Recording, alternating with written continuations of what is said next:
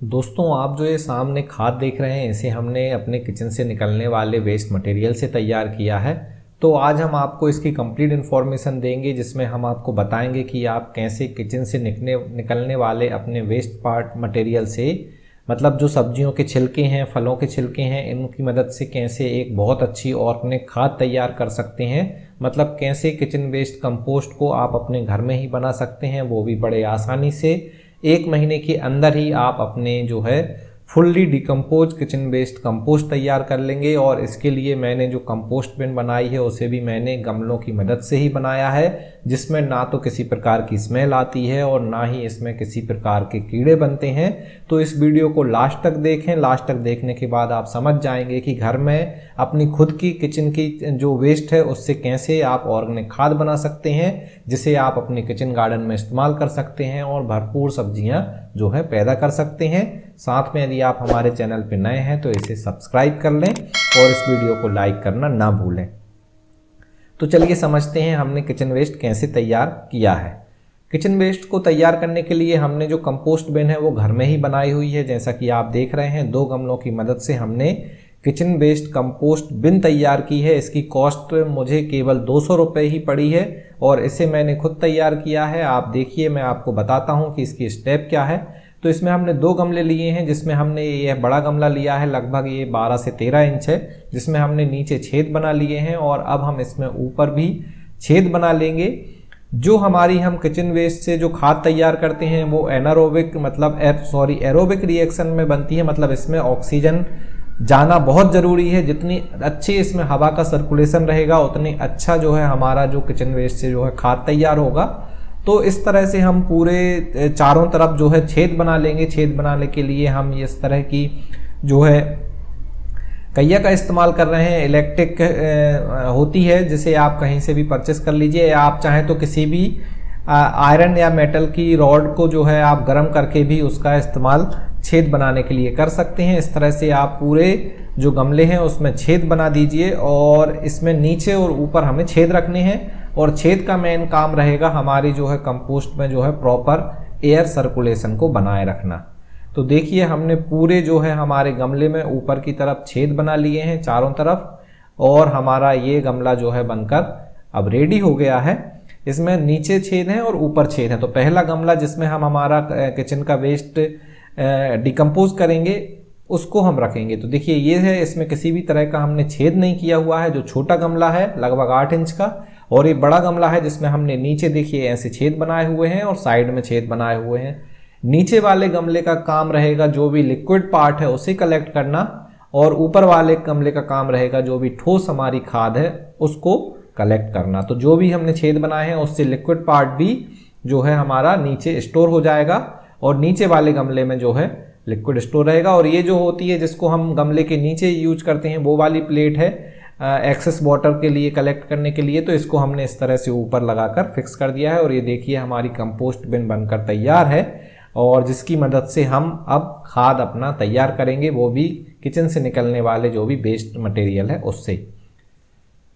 तो अब आप देखिए, यहाँ पे हम आ गए हैं और अब हम खाद तैयार करेंगे। तो खाद तैयार करने के लिए आपको ज़रूरत होगी कुछ इस तरह से ग्रीन, जो भी आपका किचन से जो भी पार्ट निकलता है ग्रीन, आप अपनी सब्जियों के छिलके हो गए, फलों के छिलके, आलू के छिलके, और भी बहुत सारी जो भी ग्रीन लीफ पत्ते वाली चीज़ हैं उनको, साथ में जैसे अंडे के छिलके हो गए जो कि कैल्शियम का काफ़ी अच्छा सोर्स होते हैं, चाय की पत्ती हो जाती है।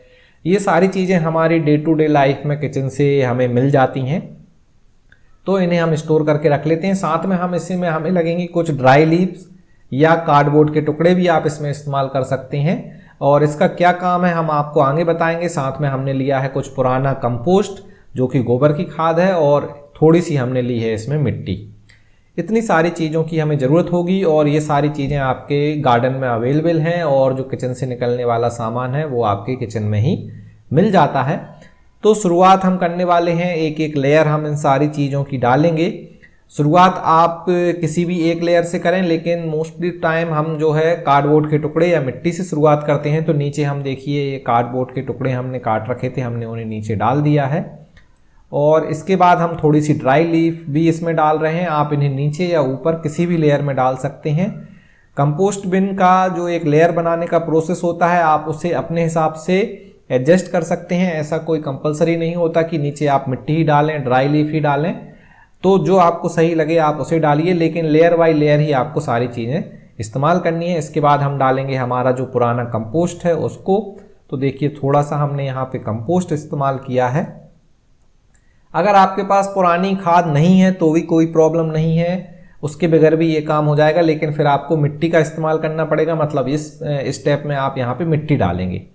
इसके बाद जो है हम हमारे जो किचन वेस्ट से निकलने वाला वेस्ट मटेरियल है हम इनको कलेक्ट करके रख लेते हैं और फिर हम इनको डालेंगे। जैसे कि आप देख रहे हैं सामने हमने बनाना के छिलके ले रखे हैं और जो कि पोटेशियम का काफ़ी अच्छा सोर्स होते हैं और हमारी जो खाद में जो है पोटेशियम की मात्रा बढ़ाएंगे, इसलिए हमारी खाद काफ़ी अच्छी होगी। तो बनाना जितने भी आप फलों के छिलके हैं सारे इस्तेमाल करें। आपके किचन की जो खाद बनाते हैं, आप किचन वेस्ट से निकलने वाले जो भी किचन से जो भी कचरा निकलता है या जो भी पत्ते निकलते हैं उनसे खाद बनाने में सारी चीज़ों का इस्तेमाल कीजिए। जितनी आप अलग अलग चीज़ों को अपने कंपोस्ट बिन में डालेंगे उतनी ही आपकी खाद जो है न्यूट्रिशन से भरपूर रहेगी, मतलब पोषक तत्व उसमें उतने ज़्यादा रहेंगे। जो ग्रीन हम चीज़ें डालते हैं इसका मेन काम होता है नाइट्रोजन प्रोवाइड करना। तो जितने भी हमारे ग्रीन मटेरियल हैं इसे हम डालेंगे नाइट्रोजन के लिए।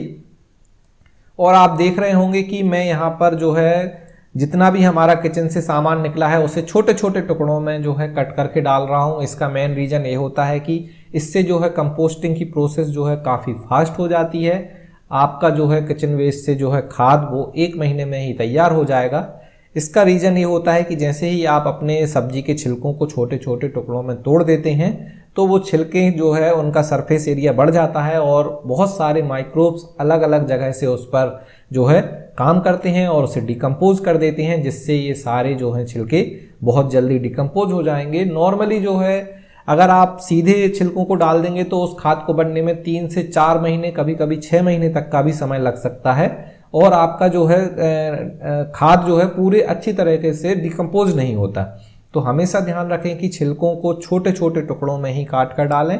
बड़े जो भी पीस हैं उन्हें छोटे टुकड़ों में काट लें, या तो आप उनको जब छीलते हैं, जब छिलका निकालते हैं तब ऐसा कर लें, या जब भी आप कंपोस्ट बिन में उन्हें डालें तो तब आप उन्हें छोटे छोटे टुकड़ों में इस तरह से काट लें। इसके बाद सारे जो टुकड़े हैं हमने यहाँ देखिए ग्रीन लीफ के काट कर इसमें डाल दिए हैं और अब हमने पूरी एक लेयर चढ़ा दी है जिसमें हमने पूरा ग्रीन मैटर हमारी compost kitchen waste compost bin में जो डाल दिया है।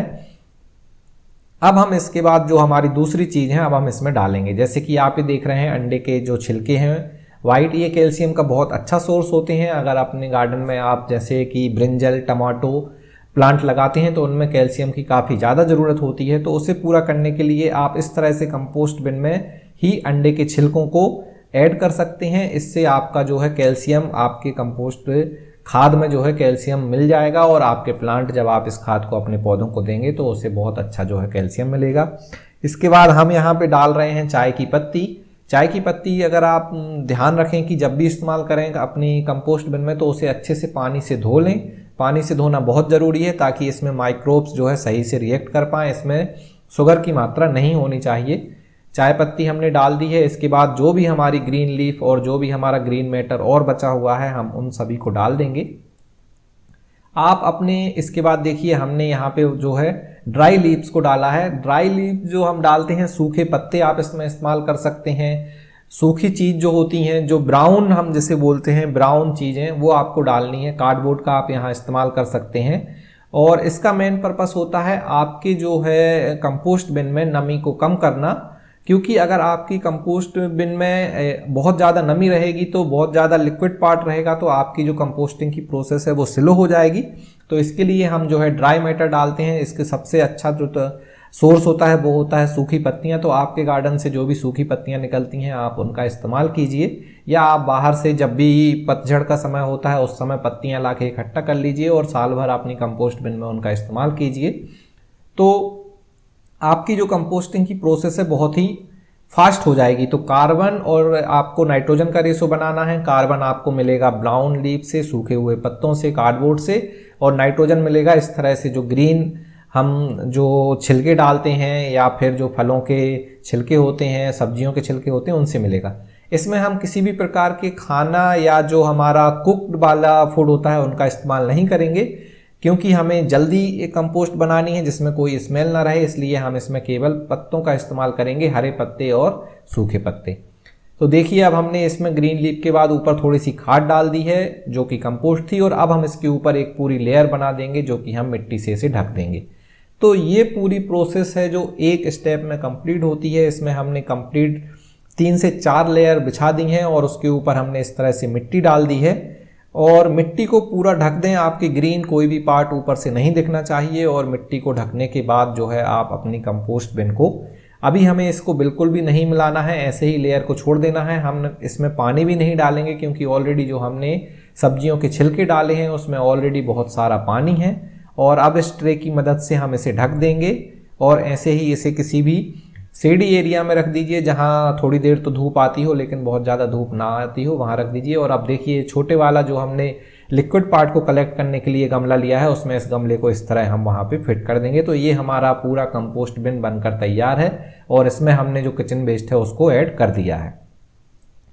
2 से 3 दिन बाद देखिए हम जैसे ही इसको खोलते हैं तो ऊपर आप मॉइस्चर देख रहे हैं, मतलब हमारे जो है कंपोस्ट बिन में मॉइस्चर लेवल सही है। और अब हम इसमें थोड़ा सा हमारा जो भी किचन का ग्रीन वेस्ट है उसे ऐड करेंगे, लेकिन उसके पहले हम इसे अच्छे से जो है चला लेंगे और इसे अप डाउन कर देंगे, मतलब ऊपर की जो चीज़ है उसे नीचे कर देंगे और नीचे के मैटर को हम ऊपर कर देंगे।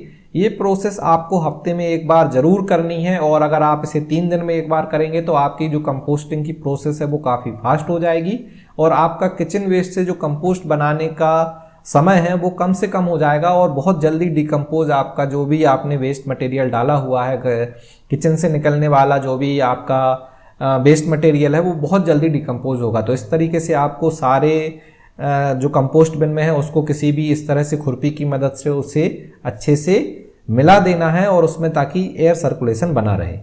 मिलाने के बाद देखिए फिर हम इसमें थोड़ा सा डाल रहे हैं हमारा पुराना कंपोस्ट हम इसलिए इसमें डाल रहे हैं क्योंकि कंपोस्ट में होते हैं बहुत सारे माइक्रोब्स। ये माइक्रोब्स हमने जो भी ग्रीन मैटर डाला है, जो भी हमने ब्राउन मैटर डाला है उसमें रिएक्ट करेंगे और जल्दी से जल्दी हमारे जो है किचन से निकलने वाले वेस्ट को डिकम्पोज करेंगे। इसके बाद हमने यहाँ ये इस्तेमाल किया है दही में बहुत अच्छे बैक्टीरिया होते हैं जो कि हमारे डिकम्पोज करने, मतलब किचन वेस्ट से जो हमने पत्ते और सब्जियां डाली हैं उसे डिकम्पोज करने की प्रोसेस को काफ़ी फास्ट कर देंगे। तो आप चाहें तो दही का इस्तेमाल कर लें, दही नहीं है तो आप गुड़ का इस्तेमाल भी आप कर सकते हैं, लेकिन दही बहुत ज़्यादा अच्छा होता है तो आपको बाहर मार्केट से कोई भी वेस्ट डिकम्पोजर खरीदने की ज़रूरत नहीं है, आप दही का इस्तेमाल भी कर सकते हैं। और फिर से हमने सेम इसमें प्रोसेस को दोहराने लगे हैं, और अपना जो भी एक के बाद एक लेयर है आप सामने देख रहे हैं। हमने सब्जियों के छिलके डाले हुए हैं, अंडे के छिलके डाले हुए हैं, ऊपर से हम देखिए ये चाय पत्ती हमने इसमें डाली हुई है, और ऐसे करके हमने फिर से एक लेयर तैयार कर दी है। इसके ऊपर हम डाल देंगे मिट्टी, और मिट्टी से इसे कर देंगे कवर। लगभग हमारी 60% 70% कंपोस्ट बिन अब भरकर तैयार है। लेकिन आप जैसे जैसे इसमें लेयर ऐड करते जाएंगे, 2 हफ्ते बाद ये कंपोस्ट बिन जैसे ही डिकम्पोजिशन की प्रोसेस स्टार्ट होगी तो आपका जो कंपोस्ट बिन है वो धीरे धीरे खाली होती जाएगी। देखिए जैसे कि अब आप देख सकते हैं 2 हफ्ते बाद हमारा जो है कंपोस्ट बिन में कितना अच्छा डिकम्पोज हो गया है। जितने भी हमने किचन वेस्ट डाला हुआ था लगभग वो सारा डिकम्पोज होने लगा है, और कुछ पार्ट अभी बाकी है जिसे धीरे धीरे डिकम्पोजिशन प्रोसेस के थ्रू डिकम्पोज कर दिया जाएगा। आप नमी देख सकते हैं अपनी कंपोस्ट बिन में। हमारी जो कंपोस्ट बिन है देखिए नमी बिल्कुल एक्यूरेट है, ना ही बहुत ज़्यादा हमारा मैटर गीला है और ना ही बहुत ज़्यादा सूखा है। यदि आपका मैटर बहुत ज़्यादा सूख जाता है तो आप इसमें थोड़ा सा पानी भी स्प्रिंकल कर दीजिए, बहुत ज़्यादा पानी मत डालिए वरना ये जो है आपका गीला हो जाएगा पूरा जो आपने कंपोस्ट आप बना रहे हैं, और फिर वह क्या है उसकी प्रोसेस स्लो हो जाएगी। तो ये इसके बाद देखिए ये जो हमारा है आप देख सकते हैं कि कितने अब कंपोस्ट बनने के बाद नीचे पहुंच गया है, और अब फिर से उसमें 60% जो स्पेस उसने लिया है और 40% खाली है। और लगभग अब आप ये देख रहे हैं तो ये हमारा 28 दिन बाद का रिजल्ट है, और बिल्कुल अब खाद बनकर तैयार हो चुकी है, और इसका इस्तेमाल हम अपने गार्डन में कर सकते हैं। लेकिन इसे हम ऐसे ही चलाते रहेंगे 2-3 बार 2-3 दिन में, और 1 हफ्ते तक इसमें जो भी चीज़ अगर डिकम्पोज होने को रह गई है तो वो भी अच्छे से डिकम्पोज हो जाएगी। और फिर हम इसे अपने गार्डन में इस्तेमाल करेंगे और आपको दिखाएंगे कि इसे हमें कैसे इस्तेमाल करना है, क्योंकि इस खाद को सही तरीके से इस्तेमाल करना भी बहुत ज़रूरी होता है ताकि आपको एक अच्छा रिजल्ट मिले। ये पूरे 30 दिन बाद आप देखिए हमारी खाद बनकर अब तैयार है और आप देख सकते हैं हमने एक 13 इंच के जो गमले में इतनी सारी जो है ऑर्गेनिक खाद तैयार कर ली है। और अब इसे किसी भी तरह से छानने की ज़रूरत नहीं है, ना ही अब इसमें से कोई भी चीज़ ऐसी बची हुई है जो डिकम्पोज नहीं हुई है। ये देखिए हमने बड़ा गमला जब हटाया तो छोटे गमले में हमें इतना लिक्विड पार्ट भी मिला है। मतलब ये जो लिक्विड है वो बहुत ज़्यादा ऑर्गेनिक मैटर से भरा हुआ है। ये ऑर्गेनिक लिक्विड फर्टिलाइजर है। इसे हम अपने पानी में, कैन जो होती है 5 लीटर पानी में इसे डिजोल्व कर लेंगे, क्योंकि इसकी हमें थोड़ी सी मात्रा मिली है तो हम इसको 5 लीटर पानी में डिजोल्व कर लेंगे। आप 1:10 का रेशो रखिए, मतलब जितना आप लिक्विड मिला रहे हैं उसका 10% आपको पानी मिलाना है और इस पानी को हम जो है अपने गार्डन के प्लांट में दे देंगे, जो कि एक लिक्विड फर्टिलाइजर की तरह काम करता है और बहुत अच्छा रिजल्ट दिखाता है। जैसे कि आप देख सकते हैं हम गुलाब के पौधे में ऐसे दे रहे हैं और यह काफ़ी अच्छा हमें रिजल्ट देता है। इसके बाद जो हमने खाद बनाया है उसे देने के लिए सबसे पहले आपको अपने जो पौधे लगाए हुए हैं उसके गमले या ग्रो बैग में इस तरह से हल्की सी गुड़ाई करनी है, ताकि आपकी जो पौधे हैं उसकी जड़ें हमें दिखने लगें और इन जड़ों पर फिर हम देंगे हमारा ऑर्गेनिक फर्टिलाइजर। एक पौधे में लगभग 2 मुट्ठी ऑर्गेनिक फर्टिलाइजर जो हमने किचन वेस्ट कंपोस्ट तैयार किया है वो काफ़ी होता है। और उसे देने के बाद आप ऊपर की मिट्टी को ढक दीजिए और इसमें पौधे में दे दीजिए ढेर सारा पानी। और इस तरह से आप अपने जो भी पुराने गमले हैं उसमें 15 से 20 दिन के अंदर से इस किचन वेस्ट कंपोस्ट से तैयार की गई ऑर्गेनिक खाद को दे सकते हैं। और आप देख सकते हैं किचन वेस्ट खाद का कमाल, देखिए कितनी अच्छी मिर्च हमें इसमें मिली है और पूरा पौधा मिर्च से भरा हुआ है।